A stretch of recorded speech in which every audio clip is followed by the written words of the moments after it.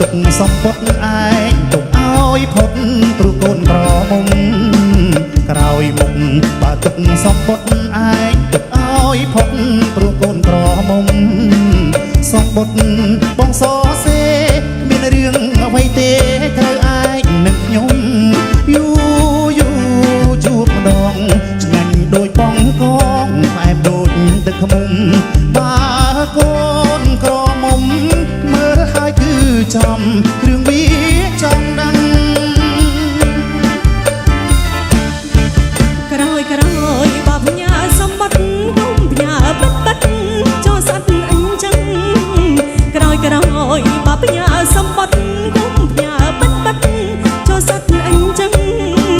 ក៏មកគួរចង់ស្លាប់វាមើលហើយប្រាប់បានជាអូនទឹកសម្បត្តិសឹកសៀវគ្រាន់តែមើលស្រាវដល់សរសៃឆ្អឹងសំបុតម្លឹងទៅឲ្យកូនដឹងអញ្ចឹងទៅកើត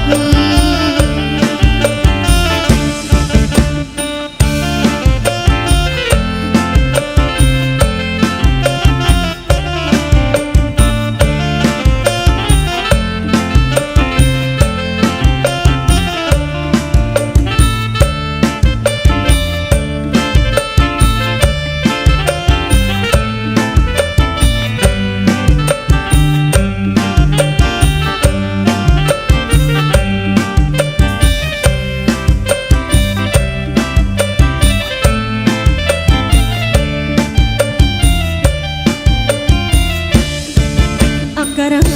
បងចាផ្ញើអូនទៅដល់ដៃកូនឲ្យផ្អែកកោអក្ខរបងចាផ្ញើអូនទៅដល់ដៃកូនឲ្យផ្អែកកោរឿងយើងពីរនាក់ជារឿងត្រលាក់ព្រោះរឿងទៀនកូនរឿងកុំបាំងភ្នែករឿងនំរឿងណែកកូនហែកមើលអស់រឿងមហូបស្រស់កាលជប់មួយនោះម៉ែវានឹងខ្ញុំ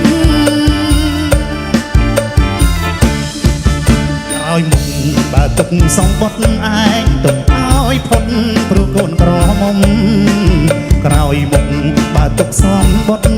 ងទុកឲ្យផុតព្រោះកូនក្រមុំសំបុត្របងសរសេរគ្មានរឿងអ្វីទេ